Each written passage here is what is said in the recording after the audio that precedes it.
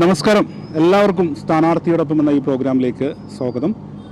പൊന്നാനി നിയോജക മണ്ഡലം സ്ഥാനാർത്ഥികളോടൊപ്പമാണ് നമ്മുടെ ഓരോ എപ്പിസോഡിലെ യാത്ര. ആദ്യമായിട്ട് നമ്മളെ ഈ ഒരു പ്രോഗ്രാമിൽ പങ്കെടുക്കുന്നത് പൊന്നാനി നിയോജക മണ്ഡലം LDF സ്ഥാനാർത്ഥി അഡ്വക്കേറ്റ് MK സക്കീറാണ്.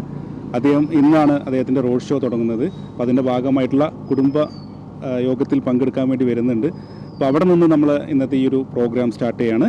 എല്ലാവർക്കും ഒരിക്കൽ കൂടി സ്ഥാനാർത്ഥിയോടൊപ്പം എന്ന ഈ പ്രോഗ്രാമിലേക്ക് സ്വാഗതം.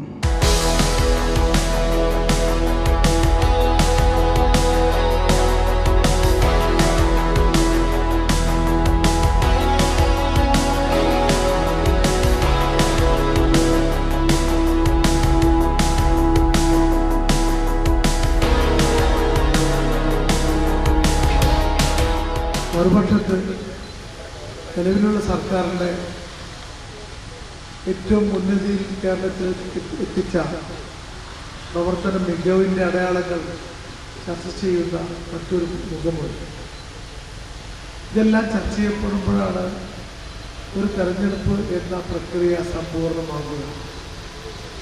നമ്മൾ ധരിപ്പിച്ചുകൊണ്ടാണ് പോകുന്നത്.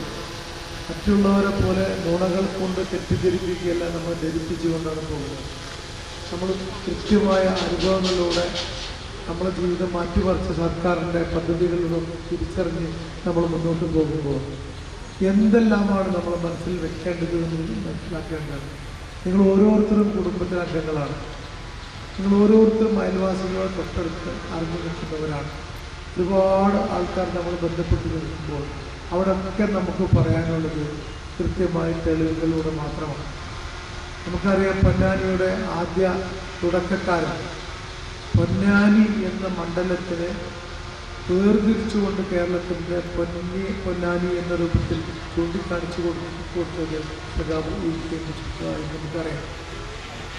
അദ്ദേഹം മന്ത്രിയായിരുന്നില്ലെങ്കിൽ ഒരുപക്ഷെ നമുക്ക് ഗതാഗത സൗകര്യം ഇത്ര വേഗതയിൽ നമുക്ക് കൈവരിക്കാൻ സാധിക്കുമായിരുന്നില്ല. നമുക്കറിയാം, ഞാനൊക്കെ കോളേജിൽ പഠിക്കുന്ന കാലഘട്ടത്തിൽ 1980 കാലഘട്ടങ്ങളിലൊക്കെ തന്നെ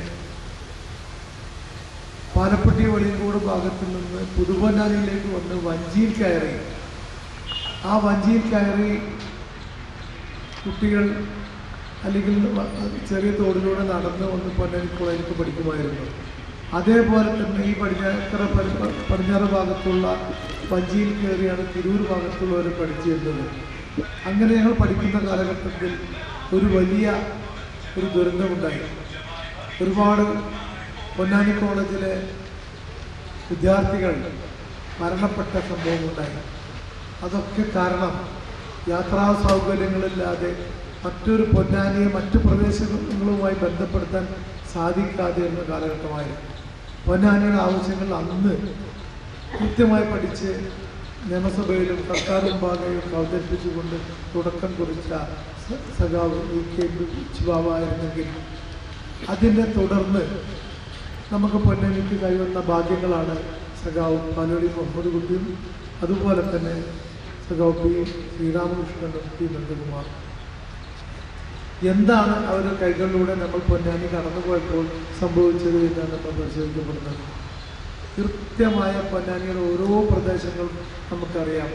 എല്ലാ അർത്ഥത്തിലും സാധ്യമാകുന്ന എല്ലാ വികസന പദ്ധതികളും കൃത്യമായി നമ്മൾ കൈവരിക്കാൻ നമുക്ക് സാധിച്ചു. അതിൻ്റെ ഏറ്റവും അവസാനത്തെ 10 വർഷം, ആദ്യത്തെ 5 വർഷം നമ്മൾ പറഞ്ഞു ഏറ്റവും നല്ല നിലവാരത്തിൽ കേരള ഗവൺമെൻറ് ചേർത്ത് പിടിച്ച് പോവുകയാണ്. തുടർച്ചയായി ഇടതുപക്ഷ ഗവൺമെൻറ് ഭരിക്കുകയാണെങ്കിൽ എല്ലാ അർത്ഥത്തിലും നമ്മൾ കേരളം ലോകത്തിൻ്റെ മാതൃകയിൽ, ലോകത്തിൻ്റെ നെറുകയിൽ 1-ാം നമ്പർ നിലനിൽക്കുമെന്ന് പറഞ്ഞത് കൃത്യമായി സത്യമായിരിക്കാം. നമുക്കറിയാം, ഒരുപാട് പരീക്ഷണങ്ങൾ നമ്മൾ നേരിട്ടു. സെൻട്രൽ ഗവൺമെൻറ്റിൻ്റെ വലിയ പരീക്ഷണമാണ് യാതൊന്നും നൽകാതെ എല്ലാം വെട്ടിക്കുറച്ചുകൊണ്ട് കേരളം കഷ്ടപ്പെട്ട് ശ്വാസം മുട്ടി കേരളം ഇല്ലാതാവട്ടെ എന്ന് ആഗ്രഹിച്ച കേന്ദ്ര ഗവൺമെൻറ്റിൻ്റെ സാമ്പത്തിക ഉപരോധങ്ങൾക്കിടയിലും കേരള ഗവൺമെൻറ് ഉറക്കെ പ്രഖ്യാപിച്ചത് ഞങ്ങളുടെ സഹോദരന്മാരെ കുടുംബങ്ങളിലുള്ള സ്ത്രീകളെ പക്ഷത്തെ ഒക്കെ തന്നെ ചേർത്ത് പിടിച്ചുകൊണ്ട് അവർക്ക് എങ്ങനെ ഒരു ജീവിതം നയിക്കാനുള്ള ഒരു പദ്ധതിയിലേക്ക് എന്ത് നമുക്ക് നൽകാൻ കഴിയുമെന്ന് പ്രഖ്യാപിച്ച ഗവൺമെൻറ്റാണ്.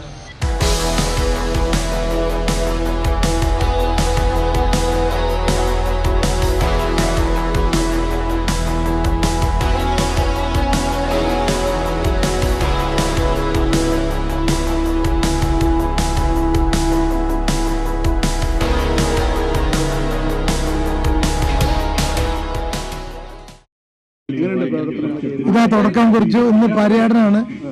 നമ്മൾ പര്യടനം പൊന്നാനിയിൽ തുടങ്ങി.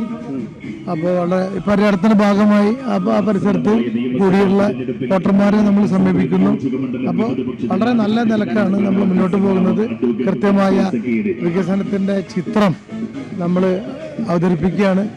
അത് ബോധ്യപ്പെട്ടുകൊണ്ടിരിക്കുകയാണ്. അതുകൊണ്ട് ഇനി രാഷ്ട്രീയം എന്ന് പറയുന്നത് പൊന്നാനിയുടെ വികസനമാണ്, കേരളത്തിന്റെ വികസനമാണ് ബോധ്യപ്പെടുത്തുന്നത്, അല്ലാതെ മറ്റൊന്നുമില്ല. പിന്നെ വ്യക്തിപരമായ സന്ദർശനങ്ങളും എല്ലാം മുന്നോട്ട് പോകുന്നു. വളരെ അഡ്വാൻസ് ചെയ്ത് കഴിഞ്ഞു. നമ്മൾ വോട്ടർമാരിൽ നിന്നുള്ളൊരു പ്രതികരണം എങ്ങനെയാണ്? നല്ല പ്രതികരണം. ഞാനിപ്പോ പോയ 100% സ്ഥലങ്ങളിലും ബന്ധപ്പെടുത്തുന്നതൊക്കെ തന്നെ വളരെ കൃത്യമായ പൊന്നാനിയിലേക്ക് ഏറ്റവും ആവശ്യമായ ഒരു സാഹചര്യം നിലനിൽക്കുന്നുണ്ടെന്നും അത് ആ സ്ഥാനാർത്ഥി രൂപത്തിൽ ഇടതുപക്ഷ ജനാധിപത്യ മുന്നണി സ്ഥാനാർത്ഥി വിജയിപ്പിക്കണം എന്ന് തന്നെയാണ് ജനങ്ങളുടെ അഭിപ്രായം. അതാ രൂപത്തിൽ തന്നെ വരുന്നത്. നെഗറ്റീവായിട്ട് ഒരു അഭിപ്രായം വന്നിട്ടില്ല. ഞാനിന്ന് സ്ഥാനാർത്ഥിയുടെ കൂടെ കുറച്ച് സമയമുണ്ട്. നമുക്ക് പ്രചരണ വാഹനത്തിലേക്ക് പോവാണ്. അപ്പൊ എന്തായാലും നമുക്ക് ആ ഒരു കാഴ്ചകളൊക്കെ കാണാം.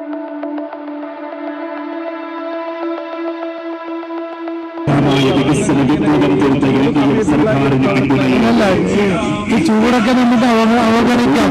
ചൂട് നമുക്ക് എല്ലാത്തിലും ഈ തെരഞ്ഞെടുപ്പ് ചൂട് വരുമ്പോ കാലാവസ്ഥ ഉണ്ടാക്കുന്ന ചൂടിനെ മറികടക്കാൻ കഴിയും. കാരണം ഒരു തെരഞ്ഞെടുപ്പ് എന്ന് പറയുന്നത് വലിയൊരു ജനാധിപത്യ ദൗത്യമാണ്.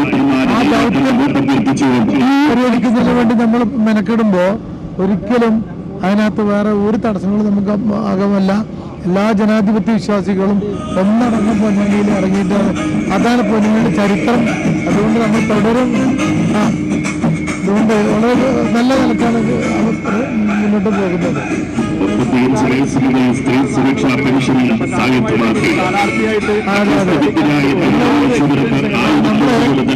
ഒരുപാട് തെരഞ്ഞെടുപ്പുകൾ നമ്മള് നിലയ്ക്ക് അല്ലെങ്കിൽ നേരിട്ടിട്ട് പരിചയമുണ്ട്. ജനങ്ങളുമായി ബന്ധപ്പെടുന്ന ഇലക്ഷന്റെ രീതികളെ സംബന്ധിച്ച് പറയുമ്പോൾ വളരെ ചെറുപ്പം മുതൽ തന്നെ എല്ലാ തെരഞ്ഞെടുപ്പുകൾക്കും നേതൃത്വം കൊടുത്തുകൊണ്ട് ഒരു സ്ഥാനാർത്ഥി ആ സ്ഥാനാർത്ഥിയുടെ പക്ഷം അല്ലെങ്കിൽ ജനങ്ങളെ സമീപനം കാണാനുള്ള രീതികൾ എല്ലാം വളരെ വ്യക്തമായ അറിവുള്ളത് കൊണ്ട് തന്നെ ഇതൊരു പുതിയ അനുഭവമല്ല.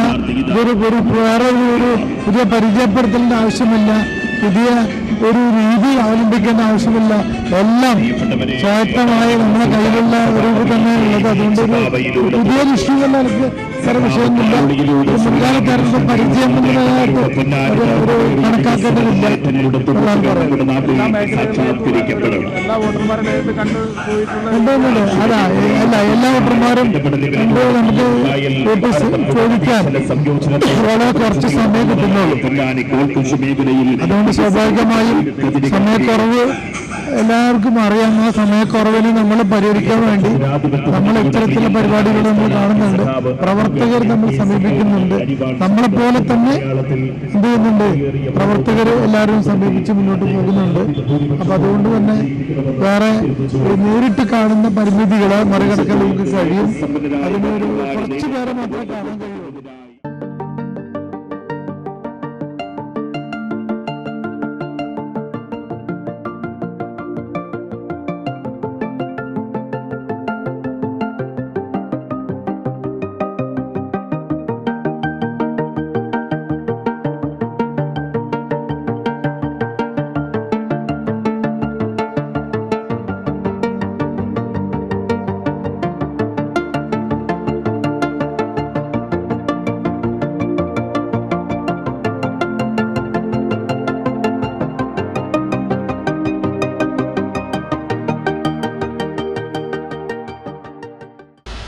ഞാൻ മാത്രമല്ല, നിങ്ങൾ ഓരോരുത്തരും സ്ഥാനാർത്ഥികളാവേണ്ടത്. ഓരോ വീടുകളും കയറി ചെല്ലുമ്പോൾ നമ്മൾ എന്ത് പറയണമെന്ന് നമുക്ക് ബോധ്യപ്പെടേണ്ടതുണ്ട്. എന്തെല്ലാം തെളിവുകളിലൂടെയാണ് നമ്മൾ സംസാരിക്കുന്നത് അവർക്ക് മനസ്സിലാവുക.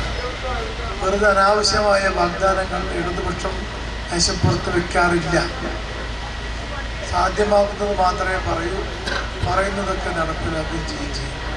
വളരെ ഉത്തരവാദിത്ത ബോധമുള്ളവരാണ് ഇടതുപക്ഷ ജനാധിപത്യ പ്രതിനിധികൾ എന്നത് കഴിഞ്ഞ കാലഘട്ടങ്ങളിലെ ഓരോ പ്രതിനിധികളുടെ പ്രവർത്തനം നോക്കിയാൽ കാണാൻ പറ്റും.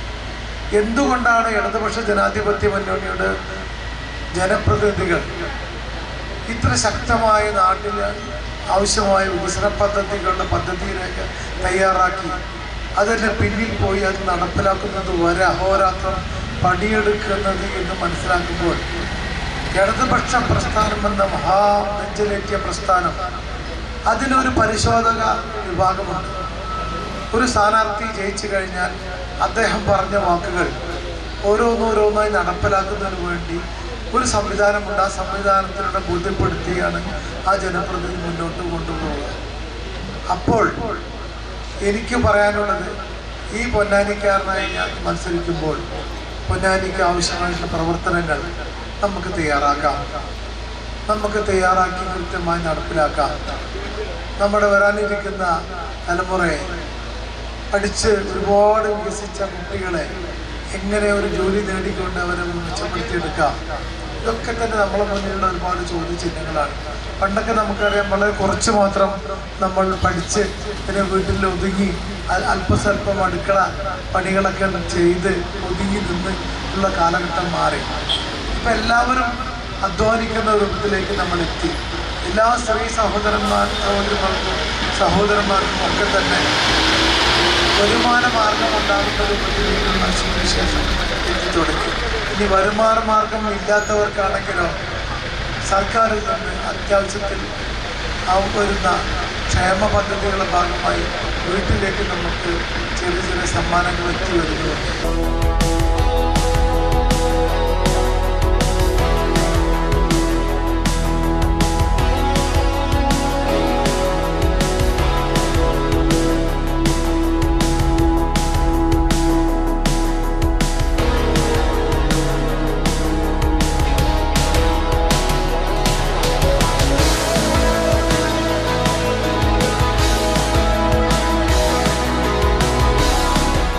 പൊന്നാനിയുടെ ഉൾനാടനാണല്ലോ ഏറ്റവും കൂടുതൽ ജനവാസ മേഖല, അവരാണ് പൊന്നാനി.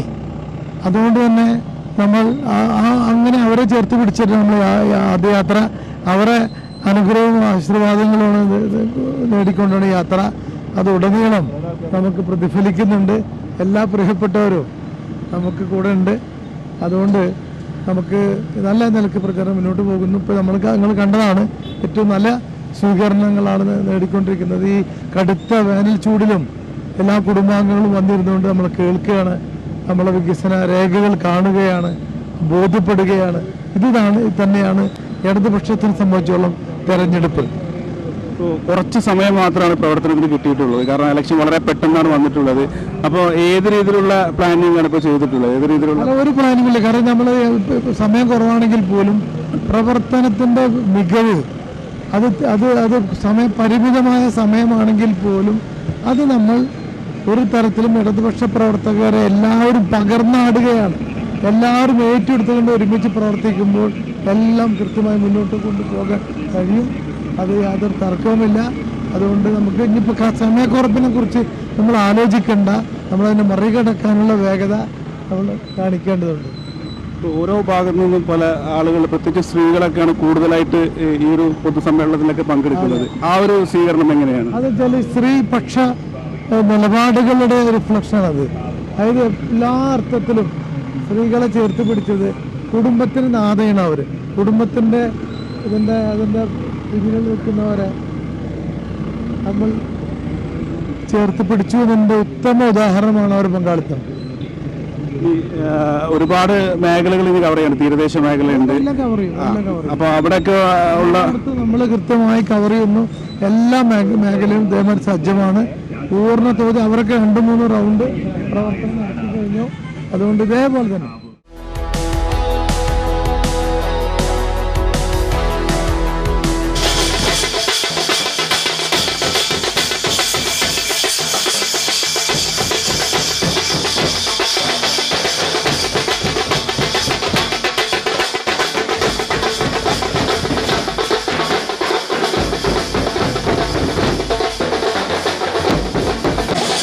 നമുക്ക് കിട്ടിയ അവകാശങ്ങൾ, നമുക്ക് കിട്ടിയ അവകാശങ്ങൾ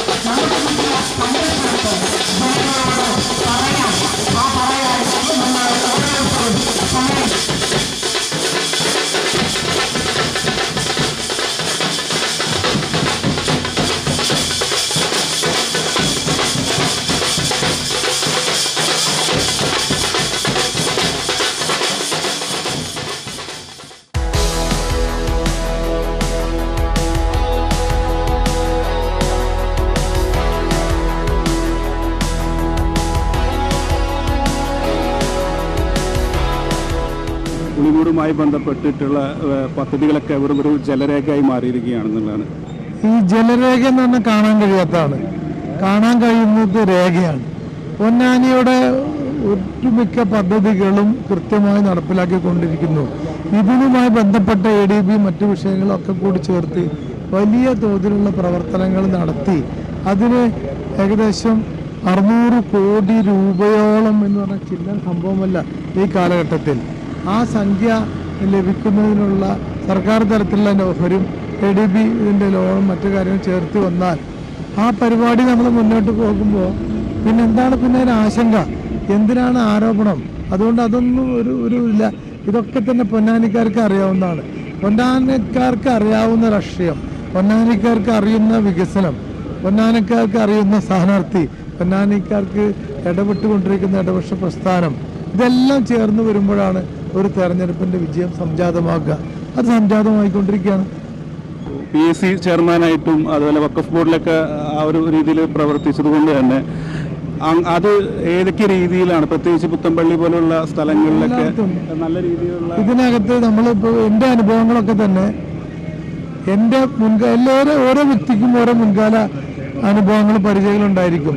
അതൊക്കെ തന്നെ ഉൾപ്പെടുത്തിക്കൊണ്ട് നമ്മൾ അതിൽ നിന്ന് അനുഭവത്തിൽ നിന്നുള്ള പരിജ്ഞാനം പൊന്നാനിയുടെ വികസന പദ്ധതികൾക്ക് ചുക്കാൻ പിടിക്കാൻ വേണ്ടി ഉപയോഗിക്കും. അതുകൊണ്ട് ഞാൻ ഇരുന്ന സീറ്റുകളിൽ എന്തെങ്കിലും ഒരു അപാകതയുണ്ടെങ്കിൽ, പ്രവർത്തന മികവിന് എന്തെങ്കിലും ഒരു കുറവുണ്ടെങ്കിൽ ചൂണ്ടിക്കാണിക്കാം. ഇന്ത്യയിലെ ഏറ്റവും നല്ല സ്ഥാപനങ്ങളായി മാറ്റുക എടുക്കുന്നത് വഴി അതൊരു ജനകീയമായ ഇടപെടലാണ്. ജനങ്ങളുടെ സ്ഥാപനമാണല്ലോ ഇതൊക്കെ. അവിടെ ഏൽപ്പിച്ചതൊക്കെ ചെയ്യുമ്പോഴാണ് കൃത്യനിർവഹണ സ്വഭാവം നമ്മൾ മനസ്സിലാക്കേണ്ടത്. അത് ജനങ്ങൾ ഏറ്റെടുത്ത് കഴിഞ്ഞിരിക്കുന്നു. ജനങ്ങൾ ആ നിലക്കാണ് പറയുന്നതും. കാരണം നിങ്ങളൊക്കെ തന്നെ നിങ്ങൾക്കുണ്ടായ അനുഭവങ്ങളൊക്കെ തന്നെ ഞങ്ങളുടെ നാടിൻ്റെ വികസന പദ്ധതികൾക്ക് വേണ്ടി ഉപയോഗപ്പെടുത്തണമെന്ന് പറയുമ്പോൾ അത് അനുഭവങ്ങളാണ്.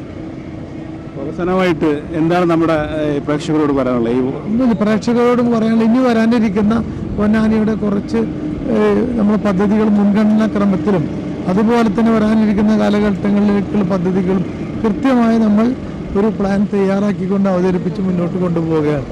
അതിനകത്ത് കൃത്യമായി നടപ്പിലാക്കുന്ന വളരെ കൃത്യതയോടുകൂടി പറയുന്ന പദ്ധതികൾ നമ്മൾ മുന്നിൽ വെക്കുന്നു. ആ പദ്ധതികൾ എത്രയും പെട്ടെന്ന് നമ്മൾ മുന്നോട്ട് പോകണമെങ്കിൽ ഇടതുപക്ഷ ഗവൺമെൻറ് ഇവിടെ വരും, ഇടതുപക്ഷ MLA ഇവിടെ വരും. രണ്ടും കൂടി ചേരുമ്പോൾ പൊന്നാനിയുടെ വികസനത്തിൻ്റെ എല്ലാ പദ്ധതികളും, 100 അടി തോടിൻ്റെ വികസനം, അതുപോലെ തന്നെ വെള്ളക്കെട്ടുകൾ മാറ്റി തോടുകളുടെ ഒക്കെ തന്നെ അതിൻ്റെ വ്യാപ്തി വർദ്ധിപ്പിക്കണം. ഉദ്യോഗാർത്ഥികൾക്കുള്ള ഏതെങ്കിലും നല്ല സ്കിൽ ഡെവലപ്മെൻറ്റ് സെൻറ്റർ തുടങ്ങണം.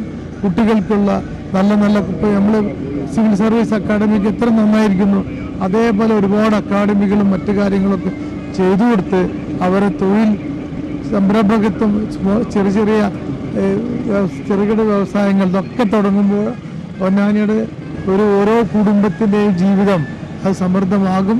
അതിനുള്ള ബൃഹത്തായ പദ്ധതികൾ നമ്മൾ ഇട്ടുകൊണ്ടിരിക്കുന്നത്. അപ്പോൾ എല്ലാ നിലവിലുള്ള പദ്ധതികളും നമ്മൾ നടപ്പിലാക്കുകയും വരാനിരിക്കുന്ന പദ്ധതികൾക്ക് രൂപരേഖയും ചെയ്യും. ഇത് നിങ്ങൾക്ക് അറിയാൻ പറ്റും. താങ്കളൊരു MLA ആയിട്ട് പൊന്നാനിയിൽ വരികയാണെങ്കിൽ ആദ്യം മുൻഗണന കൊടുക്കുന്നത്, ഇപ്പോൾ ഒരുപാട് പദ്ധതികൾ തുടങ്ങി വെച്ചതുണ്ട്, അത് കംപ്ലീറ്റ് ചെയ്യാനാണോ ആദ്യം മുൻഗണന കൊടുക്കുന്നത്? നമ്മൾ ഒരു പദ്ധതികൾ തുടങ്ങി വെച്ചത് സാങ്കേതികപരമായി അതിനെ കോൺട്രാക്റ്റും മറ്റു കാര്യങ്ങളൊക്കെ മുന്നോട്ട് പോകുമ്പോൾ അതിൻ്റെ സംഖ്യ അനുവദിച്ചിട്ടുണ്ടെങ്കിൽ അതങ്ങനെ പോകും. സംഖ്യ അനുവദിക്കാത്തതിനാണെങ്കിൽ സംഖ്യ അനുവദിച്ചുകൊണ്ടുള്ള പദ്ധതികൾ പ്രവർത്തനങ്ങളായിട്ട് മുന്നോട്ട് പോകേണ്ടതുണ്ട്. അപ്പോൾ ചെയ്ത പ്രവർത്തികൾ വളരെ പെർഫെക്റ്റായിട്ട് പൂർത്തീകരിക്കാനുള്ള ഒരു സഹായം, ചെയ്യാനുള്ള പ്രവർത്തികളെ സംബന്ധിച്ച് അതിൻ്റെ രേഖകൾ സമർപ്പിച്ചുകൊണ്ട് ബഡ്ജറ്റിലുള്ള അതിൻ്റെ പ്രൊവിഷൻ കണ്ടെത്തിക്കൊണ്ട് ആ പദ്ധതികൾ കൃത്യമായി നടപ്പിലാക്കിക്കൊണ്ട് ആ പദ്ധതികളെ കൊണ്ട് പൊന്നാനിക്കുള്ള ഗുണങ്ങളെ കുറിച്ച് പഠിച്ചുകൊണ്ട് ഇതൊക്കെ ചെയ്യാൻ നമുക്ക് കഴിയും. ഒരു പ്രശ്നമില്ലായിരുന്നു. എന്തായാലും വളരെ സന്തോഷം. ഈ തിരക്കിനിടയിലും കുറച്ചു നേരം നമ്മോടൊപ്പം സംബന്ധിച്ചതിന്. സ്ഥാനാർത്ഥിയോടൊപ്പം തന്നെ ഈ ഒരു പ്രോഗ്രാമിൽ നമ്മളോടൊപ്പം ആദ്യത്തെ എപ്പിസോഡിൽ LDFിൻ്റെ പൊന്നാനി നിയോജകമണ്ഡലം സ്ഥാനാർത്ഥി അഡ്വക്കേറ്റ് NK സക്കീറാണ്. അപ്പോൾ എന്തായാലും മറ്റൊരു സ്ഥാനാർത്ഥിയോടുമായിട്ട് അടുത്ത എപ്പിസോഡിൽ കാണാം. അതുവരേക്കും